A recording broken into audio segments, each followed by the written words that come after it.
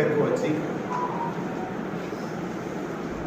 కాయగూరు మాటలు మాట్లాడే తప్ప ఒక్కటంటే మెదక్కు పనికొచ్చే మాట మాట్లాడలేదు.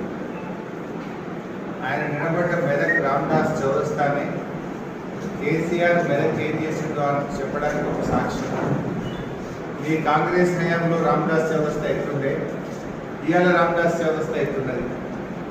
నువ్వు నామినేషన్ చేసిన కలెక్టరేట్ ఎక్కడ అసలు మెదక్ జిల్లా ఎవరు చేసిందో, నువ్వు నామినేషన్ చేసిన ఆ కలెక్టరేట్ బిల్డింగ్ ఎవరు కట్టింది మిస్టర్ రేవంత్ రెడ్డి అని అడుగుతావు. కనబడతలేదా? ఇందిరాగాంధీ గారు మెదక్ను జిల్లా చేస్తా అని మీ కాంగ్రెస్ పార్టీ మోసం చేస్తే మెదక్ జిల్లా అనే కళను, దశాబ్దాల కళను నిజం చేసింది కేసీఆర్. ఆ జిల్లా అయింది కనుకనే నువ్వు ఇలా నామినేషన్ వేయడానికి మెదక్ వచ్చినావు. జిల్లా కాకపోతే ఈ నామినేషన్ సంఘటన పడుతుండే. మెదక్ జిల్లా